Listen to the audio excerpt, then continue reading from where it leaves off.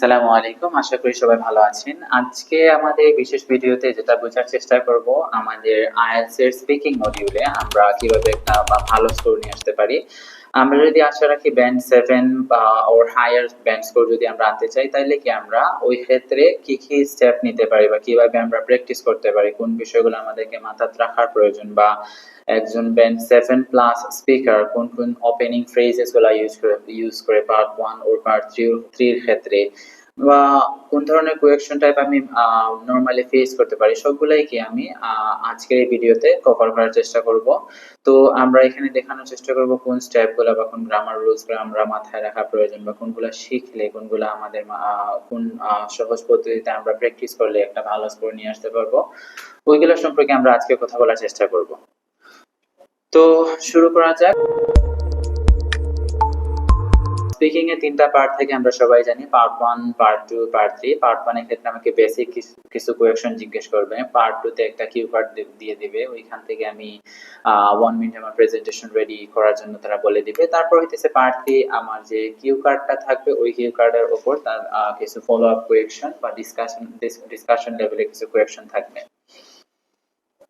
তো পার্ট 1 এ আসা যাক। পার্ট 1 এর ক্ষেত্রে আমরা প্রথমে বলছিলাম কি যে একদম বেসিক লেভেলের আমার লাইফস্টাইল নিয়ে প্রশ্ন থাকতে পারে, আমার লাইকস ডিসলাইক নিয়ে, আমার হবিস নিয়ে, আমার হোম টাউন নিয়ে, আমার ফ্যামিলি ফ্রেন্ডস, ওই ধরনের কমন কিছু কোয়েকশন যেটা আমার সাথে রিলেটেড, আমার লাইফ, আমার থিংকিং সবকিছুর সাথে রিলেটেড, ওই প্রশ্নগুলাই পার্ট 1 এর ক্ষেত্রে আসে। তো পার্ট 1 এ নরমালি 2টা বা 3টা টপিক তারা জিজ্ঞেস করে থাকে, লাইক এক একটা টপিকের আন্ডারে 3 থেকে 4টা কোয়েকশন থাকে জেনারেলি। তো আমার 5 থেকে 8টা এরকম কোনো কোয়েকশন তারা এই লেভেলের কোয়েকশন জিজ্ঞেস করে থাকে। তো পার্ট 1 এ তারা যেটা এক্সামিনার যা জাজ করার চেষ্টা করে যে আমি আনসারটা আমি মেমোরাইজ দিতেছি, লাইক আমার ব্রেন থেকে দিতেছি, না আমার ন্যাচারাল যে এবিলিটি আছে স্পিকিং এর ওইটা থেকে দিতেছি। তো ওইটাই আসলে এখানে জাজ করে। এখন যদি কোনো এক্সামিনি মেমোরাইজড আনসার দিতেছে, লাইক আমরা সহজে কিন্তু ক্র্যাম্প আনসার করতে পারি, যে আমরা স্পিকিং এর আনসারগুলো মুখস্থ করে আনসার দিতে পারি। তো এই ক্ষেত্রে যদি কোনো স্টুডেন্ট যদি মেমোরাইজড আনসার দেয় বা ক্র্যাম্প আনসার দেয়, তখন এক্সামিনার আসলে সহজেই বুঝে ফেলতে পারে। তো যখন আমি আমি একটা মেমোরাইজড আনসার দেব, তখন ওই ক্ষেত্রে হয় কি যে এক্সামিনার তখন বিভিন্ন কোয়েকশন জিজ্ঞেস করা শুরু করবে, এবং ওইটা এক একটা কোয়েকশন তখন এক একটা ভেরিয়াস টপিক থেকে জিজ্ঞেস করতে পারে। তো এটা কেন হয়, এরকম অনেক স্টুডেন্টে আমরা দেখছি যে আসলে যখন ভেরিয়াস টপিক থেকে কোয়েকশন পায় তখন পাজল হয়ে যায়। তো এটা হওয়ার কারণ হইতেছে, যখন আমি মেমোরাইজড আনসার দিতেছি, আমার স্পিকিং এর যে মেইন গোলটা, যে আমার একজন স্টুডেন্ট কিভাবে ন্যাচারালি কথা বলতে পারে, কমিউনিকেট করতে পারে, ওই বিষয়গুলো আসলে জাজ করা হয়। তো যখন মেমোরাইজড আনসার হয় ওইটা আসলে পাওয়া যায় না। তো এক্সামিনার চায় কি যে বিভিন্ন ধরনের কোয়েকশন জিজ্ঞেস করে আসলে ওই স্টুডেন্ট থেকে তার ন্যাচারাল যে এবিলিটিটা আছে স্পিকিং এর ওইটা জাজ করে। বুঝতে পারছি? তো এখানে মেইন বিষয় কি, আমি মেমোরাইজড আনসার না দেওয়া, আমি ন্যাচারালি আনসার করার চেষ্টা করা। তো আমরা যদি ভালো আনসার করতে চাই আমাদের হইতেছে 5টা রুল আছে, 5 গোল্ডেন রুলস টু সাকসেস, যে আমরা ভালো যদি আনতে চাই একটা রেজাল্টের ক্ষেত্রে। তো 5 গোল্ডেন রুলসটা আমরা বোঝার চেষ্টা করি। প্রথমটা হইতেছে মাস্টার 5 কি টেন্সেস। তো এখানে স্পিকিং এর ক্ষেত্রে বা রাইটিং এর ক্ষেত্রে যদি আমরা ধরি যে 5টা টেন্স যদি আমরা শিখে ফেলতে পারি, 5টা টেন্সের যদি আমরা ব্যবহার করতে পারি নিয়মিত আমাদের বিভিন্ন স্পিকিং এ, তো ওইগুলো আমার জন্য যথেষ্ট হয়ে যাবে। প্রথমটা হইতেছে কি আমার প্রেজেন্ট সিম্পল, পাস্ট সিম্পল, দেন হইতেছে আমার ফিউচার সিম্পল। তিনটা একদম আমাদের তিনটা টেন্সের ফিউচার তিনটা টেন্সের যে সিম্পল টেন্সেস আছে ওইগুলো আমরা শেখার এবং ব্যবহার করার চেষ্টা করব। তো আমরা এই ক্ষেত্রে বোঝার চেষ্টা করব যে কোয়েকশনটা যে টেন্সে থাকবে আমরা ওই টেন্সেই আনসার দেওয়ার চেষ্টা করব, কারণ ওই টেন্সেই কি আমাকে আনসার দেওয়ার জন্য বলা হইতেছে। তো আমার যদি কোয়েকশন থাকে যে what do you do for fun, তো এখানে আমি আনসারটা দিব কি যে I enjoy hiking, and whenever I got time to spend with my friend, I love to go with them hiking. ঠিক আছে? তো ওইভাবে কি আমি যদি প্রেজেন্ট সিম্পল থাকে প্রেজেন্ট সিম্পল আনসার দিব, তারপর পাস্ট সিম্পল, ম্যাক্সিমাম কোয়েকশন গুলো কিন্তু পাস্ট সিম্পল থাকে, এরকম একটা চার্ট বা রিসেন্ট কোয়েকশন গুলা অ্যানালাইজ করে বোঝা গেছে যে আমার ম্যাক্সিমাম কোয়েকশন গুলো তো পাস্ট টেন্সেই থাকতেছে। তো এগুলা পর আরো 2টা টেন্সের কোয়েকশন থাকতে পারে। একটা হইতেছে প্রেজেন্ট পারফেক্ট, লাইক যে এখানে হইতেছে আমার এক্সপেরিয়েন্স ও অ্যাকশন গুলা কি তারা জিজ্ঞেস করে থাকতে হবে যে হ্যাপেন, ধরেন কোন একটা ঘটনা একটা আনস্পেসিফিক টাইমে হয়েছে, বা কোন একটা জিনিস যে আমি ভবিষ্যতে করব বা আমি করেছি, লাইক একটা টাইম স্প্যানের যে বিষয় জিজ্ঞেস করতে পারে। লাইক কোয়েকশন হতে পারে কি যে হ্যাভ ইউ ট্রাভেলড অ্যাব্রোড, আমি কখনো কি বিদেশ ভ্রমণ করেছি কিনা। তো ওই ধরনের কোয়েকশন কি আমার এই টেন্সে থাকতে পারে। তো এখানে স্ট্রাকচারটা কি সাবজেক্ট হ্যাভ হ্যাজ, মানে আমার প্রেজেন্ট পারফেক্টে যে স্ট্রাকচারটা আছে ওইটাই আসবে। Like have you ever tried any new sports, তো আমি যদি আনসারটা এইভাবে দেই like yes I have tried rock climbing and it was thrilling, তো তখন আমার বুঝাবে কি যে এক্সামিনি টেন্সটা ভালো করে বুঝতে পারতেছে, কোয়েকশনটা ভালো করে বুঝতে পারছে, এবং আনসারটা ঠিক ওই টেন্সেই দিতে পারছে। এটা ছাড়াও আরেকটা টেন্স আছে কি যে প্রেজেন্ট পারফেক্ট কন্টিনিউয়াস। তো ম্যাক্সিমাম টেস্টেই দেখা গেছে যে একটা প্রেজেন্ট পারফেক্ট কন্টিনিউয়াস কিন্তু এক্সাম কোয়েকশন থাকতেছে, যে লাইক এটা হইতেছে কোয়েকশনটা এইভাবে স্টার্ট হয় how long, like how long have you been there, how long you will stay there. তো আমার হাউ লং এ থাকতেছে, লাইক আমি কেমন টাইম স্প্যানে ওই জায়গায় থাকতেছি। লাইক আমার প্রথম কোয়েকশন কি জিজ্ঞেস করে how long have you living in this city, যখন আমার হোম টাউনের কোয়েকশন আসবে তো ওই ধরনের কোয়েকশন থাকতে পারে। তো আমি আনসারটা দেবো I been living here this city around 6 years, ঠিক আছে।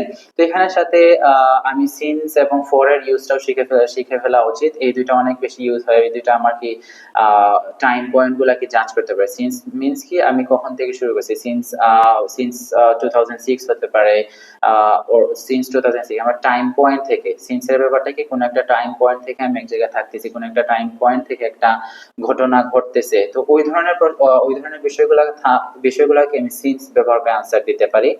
আরেকটা হচ্ছে ফর এর ব্যবহার, like I have been staying here for 30 years। তো ফর মিন্স কি অনেক কিছুটা সময়ের জন্য, একটা লিমিটেড টাইম ফ্রেমের মতো আমি এক জায়গায় থাকছি, একটা ঘটনা লিমিটেড টাইম ফ্রেমে ঘটতেছে, তো ওই ধরনের কেসে আমি ফর ব্যবহার করতেছি।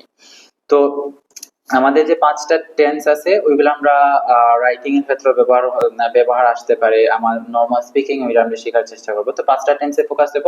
5টা টেন্স কি, প্রথমটা হচ্ছে আমার প্রেজেন্ট সিম্পল, দেন হচ্ছে পাস্ট সিম্পল, দেন হচ্ছে আমার ফিউচার সিম্পল, দেন আমার প্রেজেন্ট পারফেক্ট, আরেকটা কি প্রেজেন্ট পারফেক্ট কন্টিনিউয়াস।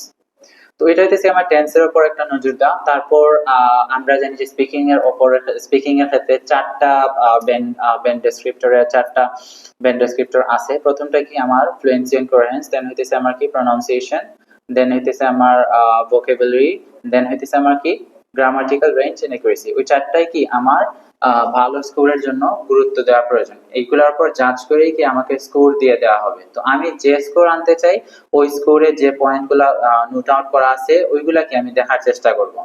আর যখনই আমরা একটা প্রশ্ন আনসার করার চেষ্টা করব তখন আমরা চেষ্টা করব কি ওই প্রশ্নটাকে প্যারাফ্রেজ করা। লাইক আমাকে জিজ্ঞেস করেছে have you ever eat out, ঠিক আছে, আমি বাহিরে খাই কিনা। তো আমরা হতে পারে কি ইট আউট বারবার রিপিট না করে আমি কি ডাইন আউট বলতে পারি, I love to it with my friends when I get time, ঠিক আছে, it out with my friends, আমি এখানে ইট আউটের জায়গায় ডাইন আউট বলতে পারি, ঠিক আছে।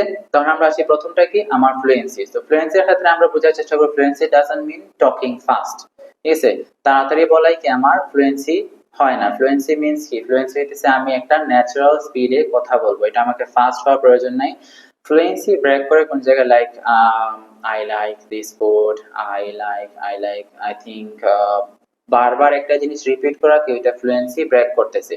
তো আমি আমার ন্যাচারাল স্পিডে কথা বলি, ন্যাচারাল স্পিডে আমি ধরি যে একটা ফ্রেন্ডের সাথে আমি নরমালি কথা বলতেছি, তো ওইটাই কি আমার ফ্লুয়েন্সি। ফ্লুয়েন্সি ডাজন্ট মিন আমি খুব দ্রুত কথা বলবো, ফ্লুয়েন্সি মিন্স কি আমি একটা ন্যাচারাল স্পিডে রিপিটেশন কমিয়ে কথা বলার চেষ্টা করা। আমি যদি রিপিট করি ওইটাই কি আমার ফ্লুয়েন্সিতে কম স্কোর নিয়ে আসবে। দেন হইতেছে আমার দুই কি বলছিলাম যে আমার ভোকাবুলারি। তো ভোকাবুলারির ক্ষেত্রে প্রথম দিকে বলছিলাম কি যে আমি ভোকাবুলারিকে ভেরি করার চেষ্টা করবো, যে একটা জায়গায় দেয়া আছে, একটা বললাম কি যে আমরা ধরি যে ইট আউটের ক্ষেত্রে বলছিলাম আমরা ডাইন আউট বলছি। তো এইভাবে অনেকগুলো এক্সাম্পলস আছে যেগুলো আমরা চেঞ্জ করতে পারি, যে চেঞ্জ করে জিনিসটাকে আরো সুন্দর করতে পারি। আমরা সেম জিনিসটাকে বারবার রিপিট না করে আমাদের ভোকাবুলারি বা আমাদের সিনোনিম গুলো একটু বাড়ানোর চেষ্টা করবো, যেটা খুব বেশি রিপিট হয়। লাইক আমরা বিকজ কিন্তু অনেক বেশি ইউজ করি আমাদের যে কোনো কথা এক্সপ্লেন করার ক্ষেত্রে। তো বিকজ এর বদলে আমরা কি বলতে পারি, ডিউ টু বলতে পারি, দ্য ফ্যাক্ট ইজ, তারপর হইতেছে দ্য রিজন বিহাইন্ড ইট, এগুলো আমরা চেঞ্জ করতে পারি। সো আমরা অনেক বেশি ইউজ করি, সো কে আমরা চেঞ্জ করতে পারি like as a result, which in turn, তারপর হইতেছে কনসিকুয়েন্সেস অ্যাজ এ কনসিকুয়েন্স। তো এই বিষয়গুলো আমি ব্যবহার করে কি আমার ভোকাবুলারি লেভেলটা বাড়াইতে পারি। আর যত বেশি আমি কম যত বেশি আমি রিপিটেটিভ ওয়ার্ড অ্যাভয়েড করব, লাইক আমি একটু ভালো সিনোনিম ইউজ করতেছি, তখন কি আমাকে ভোকাবুলারিতে একটা ভালো স্কোর দিতেছে। ঠিক আছে, যখন আমি রিপিট করব তখন কি আমার স্কোরটা 6 এর নিচে থাকবে, একটা ওয়ার্ড যদি আমি বারবার রিপিট করি। আমি যদি ভালো করতে চাই তাহলে কি আমি আমার রিপিটেশনটা কমাতে হবে। দেন হইতেছে আমার গ্রামাটিক্যাল স্ট্রাকচার এন্ড অ্যাকুরেসি। তো গ্রামাটিক্যাল রেঞ্জ এন্ড অ্যাকুরেসির ক্ষেত্রে আমরা বিষয়টা হইতেছে এখানে আমরা জানি কি তিন ধরনের স্ট্রাকচার আছে, সিম্পল, কমপ্লেক্স, কম্পাউন্ড। আমাদের কাছে মনে হইতেছে কমপ্লেক্স কম্পাউন্ড অনেক বেশি কঠিন হতে পারে, বাট বিষয়টা এরকম না।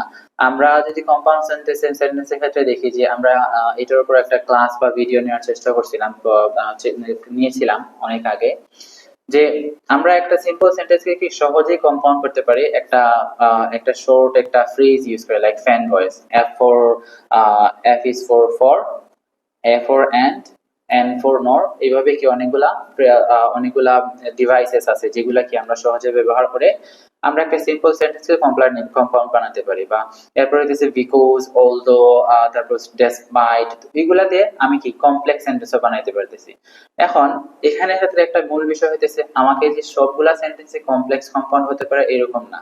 আমি জাস্ট আমার স্ট্রাকচারের ক্ষেত্রে ভেরিয়েশন রাখবো। আমি সিম্পল সেন্টেন্স যদি 10টা সেন্টেন্স আমি কথা বলি ধরি, ফর এক্সাম্পল 5টা বা 7টা কি আমার সিম্পল সেন্টেন্স হতে পারে, আমার 2টা কম্পাউন্ড হতে পারে, একটা কমপ্লেক্স হতে পারে। তো এটা আমি ভেরিয়েট করবে, মানে ভেরি করবে আমার কথা বলার মাঝে। তো আমি এটা যদি ন্যাচারালি ব্যবহার করতে পারি, আমাদের হইতেছে কি আমরা সিম্পল কমপ্লেক্স কম্পাউন্ডকে কঠিন ভাবে না ধরা, like this is not that complex as we think. Just আমি স্ট্রাকচার গুলো দেখে নিব, একটা সেন্টেন্সকে কিভাবে আমরা কমপ্লেক্স বা কম্পাউন্ডে রূপান্তর করতে পারি ওইটা দেখে নিব। আর যখন কথা বলবো তখন একটু কেয়ারফুলি আমরা জাস্ট একটা কনসিয়াস ওয়েতে কথা বলার চেষ্টা করব। দেন ক্লিয়ারলি আমাদের প্রনাউন্সিয়েশন একটা মিথ থাকে কি যে আমাকে নেটিভ স্পিকারের মতো কথা বলতে হবে, বাট বিষয়টা এরকম না।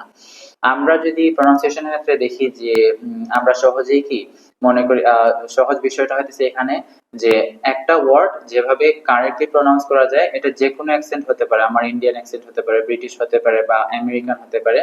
আমি ওই অ্যাকসেন্টে ক্লিয়ারলি কথা বলতেছি কিনা ওইটাই কি আমার এখানে প্রনাউন্সিয়েশন। সো প্রনাউন্সিয়েশন ক্ষেত্রে আমার মাথায় রাখা কি আমি ক্লিয়ারলি কথা বলা, যা বলতেছি ক্লিয়ারলি আমার এক্সামিনার শুনতেছি কিনা, আর যে অ্যাকসেন্টে কথা বলি না কেন ওইটা আমার কি কনসিস্টেন্ট রাখা, তখনই কি আমি একটা ভালো স্কোর আনতে পারবো। তো এখানে আমি যদি ভালো করতে চাই যে আমরা লিসেনিং ক্ষেত্রে অডিও বুক দেখতে পারি, তো ওইগুলো আমি শুনি, তাদেরকে মিমিক করার চেষ্টা করি, তাদের মতো কথা বলার চেষ্টা করি, যে ওয়ার্ডটা যেরকম তারা প্রনাউন্স করছে লিসেনিং এর যে অডিওগুলা ওইগুলো আমি ট্রাই করতে পারি। বা আমাদের পডকাস্ট থাকতে পারি, পডকাস্ট রিপিট করতে পারি। তারপর হইতেছে আমার মুভিজ থাকতে পারে, অ্যানিমেটেড মুভিজ, ওইগুলা দেখতে পারি। ওইগুলা কিন্তু কনভারসেশনাল ল্যাঙ্গুয়েজ, এখানে আমার ডায়ালগ থাকে, বিভিন্ন পার্সন একসাথে কথা বলতেছে মুভিজ এর ক্ষেত্রে। তো এগুলা যদি আমি দেখি, শুনি, তারপর ব্যবহার করি, ওইটাই কি আমার স্পিকিং এর ক্ষেত্রে একটা বড় অ্যাডভান্টেজ দিবে।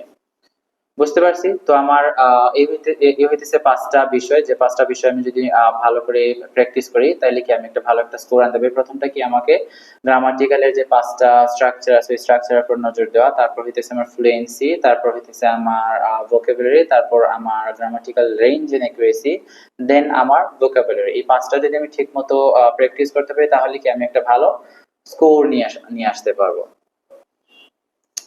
তো এই হইতেছে আমার মূল বিষয়। আমরা যদি একটা ভালো স্কোর নিয়ে আসতে চাই স্পিকিং এর ক্ষেত্রে, আমরা এগুলাতে নজর দিলে একটা ভালো স্কোর সহজেই চলে আসবে। আর বিস্তারিত জানার জন্য, বিস্তারিত বোঝার জন্য বা প্র্যাকটিসের জন্য আমাদের জি স্কয়ার ইংলিশ ইনস্টিটিউটে আপনি আসতে পারেন। এখানে আপনি প্রপার প্র্যাকটিস, তারপর হইতেছে আমাদের যত সময় অফিস আছে তত আপনি সব সময় একজন টিচার পাবেন আপনাকে অ্যাসিস্ট করার জন্য, প্র্যাকটিস করার জন্য। আমাদের স্পিকিং ক্লাব আছে। আমরা রিসেন্টলি জাস্ট স্পিকিং এর উপর বা স্পোকেন ইংলিশের উপর আমরা রিসেন্ট বুক লঞ্চ করেছি, যেটাতে আমরা সহজেই দেখাইছি যে কিভাবে আমরা শিখতে পারবো, কিভাবে প্র্যাকটিসের মাধ্যমে বা আমাদের গ্রামারের ইন্ট্রিকেট ব্যবহার ছাড়াই আমরা কিভাবে স্পিকিং এ ফ্লুয়েন্ট হতে পারি, ওইটা সম্পর্কে আমরা কথা বলার চেষ্টা করছি আমাদের বইয়ে। আর আমাদের ব্যাচও চলতেছে ওই স্পোকেন ইংলিশের উপর। তো আমরা চাইলে কি আমাদের জেএসপিআর থেকে একটা ভালো অ্যাসিস্ট্যান্স পেতে পারি। আর আমরা অনেকে মনে করি যে আমাদের অন্যান্য মডিউল ভালো হলেও কি আমরা এখানে অনেক বেশি প্রবলেম ফেস করি, আমরা হেজিটেট থাকি যে আমরা কিভাবে কথা বলবো। তো ওই ধরনের সমস্যার সমাধানের জন্য আমরা অবশ্যই জেএসপিআর এ যোগাযোগ করব।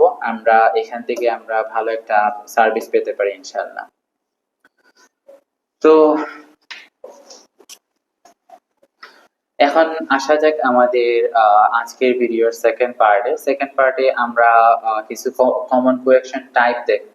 আর এখানে আমরা জানার চেষ্টা করব যে কিভাবে আসলে ব্যান্ড 7+ স্পিকাররা কিছু ওপেনিং ইউজ করে বিভিন্ন স্পেসিফিক টাইপ অফ কোয়েকশনের ক্ষেত্রে।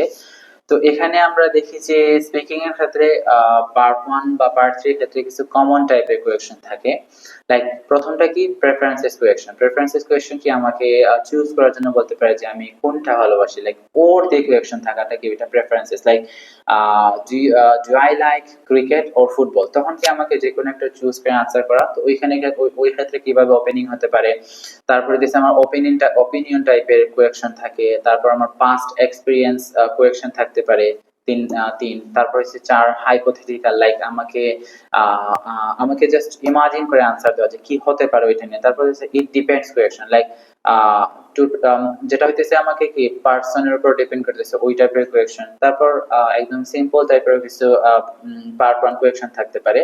আর পার্ট 3 ক্ষেত্রে কি আমার বিভিন্ন টাইপের থাকে। আমি যদি কমন একটা টাইপ ধরি তো ডিপ পার্ট 3 লেভেল টাইপের কোয়েকশন। তো আমরা আসি প্রথম যে কোয়েকশনটা, প্রথম যে টাইপ অফ কোয়েকশনটা প্রেফারেন্সেস কোয়েকশন। তো ধরেন একটা কোয়েকশন থাকতে পারে যে do you study in the morning or in the night, ঠিক আছে, অর এট নাইট। তো এখানে কিছু কমন ওপেনিং থাকতে পারে যেটা ব্যান্ড 7+ স্পিকাররা ইউজ করে থাকে। লাইক প্রথমটা কি I'd say I generally prefer morning simply because I am more alert.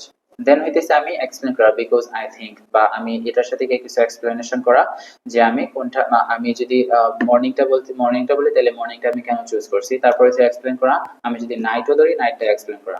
বা আরেকটা ফ্রেজ হতে পারে ওপেনিং ফ্রেজ যে personally I lean more means হইতেছে আমি কোন একটা দিকে ঝুঁকতেছি, যে লিন মোর টুয়ার্ডস কি more towards studying in the night or studying at night as it helps me focus better. দেখেন বিকজ এর বদলে আমি এখানে as আনার চেষ্টা করছি, আর প্রেফারেন্স এর বদলে কি আমি আনছি কি যে lean towards, মানে কোনো কিছুর উপর ঝুঁকা।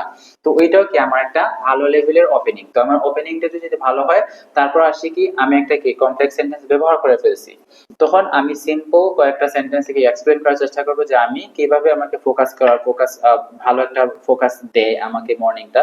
Like in the morning I can get fresh air and the environment was really tranquil for me to study better. হতে পারে এইভাবে আমি আনসার দেয়া। তারপর আরেকটা ওপেনিং ফ্রেজ আমি দিতে পারি যে I usually go for morning, like এটা একটা ইনফর্মাল ফ্রেজেস হতে পারে mainly due to the calm environment, যে আমরা জাস্ট এনভায়রনমেন্টটা বলছি। তারপর এখানে আরো কিছু এক্সপ্লেনেশন এড করার চেষ্টা করা। তো এটা দিচ্ছে কি আমার প্রথম টাইপের কোয়েকশন প্রেফারেন্সেস। তারপরে দিচ্ছে আমার অপিনিয়ন বেসড কোয়েকশন, এখানে আমাকে ডাইরেক্ট অপিনিয়ন জিজ্ঞেস করবে, like do you think that do you think the children should learn to, or হতে পারে কোয়েকশন কি do you think sports should be a primary subject in school, ঠিক আছে, এরকম হতে পারে। আমাকে জাস্ট ডু ইউ থিংক ধরে বলা হয়েছে। তো এই ক্ষেত্রে আমার যেহেতু অপিনিয়ন চাইছে আমি এখানে নিজেকে কানেক্ট করে আনসারটা দেওয়ার চেষ্টা করি। লাইক হতে পারে actually in my opinion it depends on the school resources, যদি স্কুলের রিসোর্স থাকে তাহলে কি আমাকে এভাবে হতে পারে। বাট জেনারেলি ইয়েস, তো আমি আনসারটা এভাবে দিতে পারি যে actually in my opinion it totally depends on the school resources but generally yes. Like আমাকে কি করতে হবে, আমি যদিও এখানে কি আমাকে আনসারটাকে আমি কি স্কুলের উপর ডিপেন্ড করাইতেছি, বাট আমার স্পিকিং এ একটা ডিরেক্ট ক্লিয়ার একটা আনসার থাকা মাস্ট। আমি কখনোই কি কনফিউজ আনসার দিব না যে আনসারটা আসলে কি বুঝাইতেছি, ইয়েস অর নো, এভাবে না দিয়ে আমি একটা ক্লিয়ার আনসার দেওয়ার চেষ্টা করা। তারপর হতে পারে কি যে well I believe it's a valuable course, so yes, I think school should include sports as a main program or primary program in their curriculum. ঠিক আছে, তারপর এইভাবে কিছু ফ্রেজেস আমি ইউজ করতে পারি। আর ভিডিও কমেন্টে বা ভিডিও আমাদের ইনস্টিটিউশনে এই সম্পর্কে আরো ডিটেইলসে কথা বলা হবে। আমরা বিভিন্ন ফ্রেজেস গুলো শিখতে পারবো যেগুলো ব্যবহার করে আমি সহজেই আনসার করতে পারবো। দেন আরো কিছু কোয়েশ্চেন থাকতে পারে কি পাস্ট এক্সপেরিয়েন্স টাইপের question, like describe a time when you travel somewhere new। এটা আমার কি পার্ট 2 এর ক্ষেত্রে থাকতে পারে। তো ওই ক্ষেত্রে আমরা ডিটেইলস থেকে এই ক্ষেত্রে আমরা একটা ভিডিও বানাইছি যেটাকে আমরা পার্ট 2 এর ক্ষেত্রে আমরা সহজে কিভাবে আনসার করতে পারবো, কিছু নরমাল ফ্রেজেস ইউজ করে একটা আনসারটাকে আমরা সহজে কিভাবে দিতে পারবো, ওই ধরনের একটা ভিডিও আছে। তো আমরা পাস্ট এক্সপেরিয়েন্স বা কিউ কার্ডের যে আনসারগুলো আছে ওইটা ওইখান থেকে আমরা দেখে নিব, আমরা কমেন্টে ভিডিও লিংকটা পিন করে নিব। তারপর একটা কোয়েশ্চেন থাকতে পারে কি আমরা বলছিলাম যে হাইপোথেটিক্যাল কোয়েশ্চেন, যেখানে কি আমাকে ইমাজিন করে আনসার করা লাগতে পারে, like if you could live in a city where would you choose, লাইক আমাকে কি একটা হাইপোথেটিক্যাল কোয়েশ্চেন জিজ্ঞেস করা আছে, তখন কি I would probably choose the London because it's with cosmopolitan, it's known as a cosmopolitan city। Like এখানে কি আমাকে ডাইভার্স লেভেলের একটা কালচার দিতেছে বা আমাকে বিভিন্ন টাইপের মানুষ আমি এখানে পাইতেছি। তো আমি জাস্ট একটা বিষয় কি চুজ করে নেওয়া, like if I had the chance, ধরেন আমি একটা চান্স পাইছি যে আমাকে কোন একটা সিটিতে বলা হয়েছে, তো ওই ধরনের কোয়েশ্চেন থাকে কিন্তু। তো I go for Sylhet due to its natural environment, due to its tea garden, due to its hillocks। তো ওই বিষয়গুলো ধরে কি আমি এক্সপ্লেন করার চেষ্টা করা। সিলেটের যদি আমি বলি, সিলেটের আরো অনেকগুলো এক্সপ্লেনেশন আছে যে আমি সিলেট কেন ভালোবাসি, like the neighbourhood I had in my when I was in this city হতে পারে। দেন আরেকটা টাইপের কোয়েশ্চেন সিম্পল কোয়েশ্চেন থাকতে পারে যে where do you live, একদম বেসিক লেভেলের। তো এইগুলা প্রশ্নটাকে ধরে ডাইরেক্ট আনসারটা করা, তারপর এক্সপ্লেন করা। তো মেইন বিষয় কি যে আমি প্রশ্নটা ধরবো, ডিরেক্ট একটা আনসার করব, তারপরে explain or give some details, sometimes I can add some example to it, okay। তো আমরা যদি এভাবে প্র্যাকটিস করি তাহলে কি আমরা একটা ভালো রেজাল্ট নিয়ে আসতে পারবো। এখন লাস্ট কিছু টিপস থাকবে কি আমরা কখনোই মেমোরাইজড আনসার দিব না। মেমোরাইজড আনসার সহজেই বোঝা যায় যে আসলে কোনটা মেমোরাইজড আর কোনটা natural deliver. Don't mismatch tenses, like টেন্সের ক্ষেত্রে আমরা কি একটু ঝামেলা না পাকানো, খিচুড়ি না পাকানো। আনসার যদি আমার কোয়েশ্চেন জিজ্ঞেস করে পাস্ট টেন্সে দেওয়ার চেষ্টা করব। আমি দরকার হলে একটু টাইম নেব, লাইক আমরা কিউ কার্ডের ক্ষেত্রে কিউ কার্ডের টপিকের টেন্স বোঝার জন্য আমি একটু সময় নিব যে এটা কোন টেন্সে আছে। যদি আমি টেন্স মিস্টেক করি তখন হয় কি যে আমার ফুল রেসপন্সটাই কিন্তু ভালো হয় না। Don't repeat words 3 number tips থাকতে পারে।